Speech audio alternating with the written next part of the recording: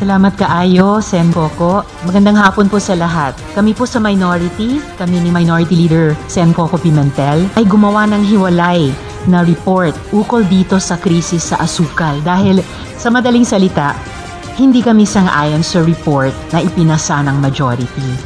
We believe the committee report fell short of making sense of this fiasco. Nakakapagtakang may nagaganapang pulahan, takipan, sisihan, bintangan, at laglagan. Kaya sa gitna ng lahat ng iyon, ang layon ng aming minority report ay bigyang linaw ang ilang mga tanong. May shortage ba? Yes, meron.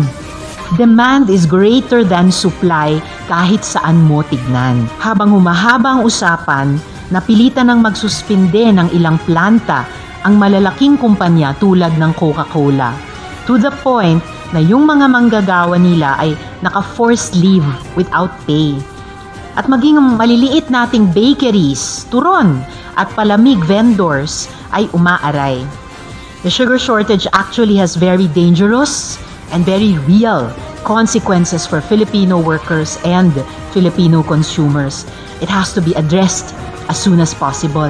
If the President disagrees with a particular action, tulad nitong Sugar Order number 4, the solution simply would be to void it, not to penalize civil servants who acted in good faith. Hindi na dapat umabot sa ganyan. At ikatlo, ano ang papel ni E.S. Rodriguez sa lahat ng ito? Base sa isinagawang mga hearing, simpleng miscommunication ito.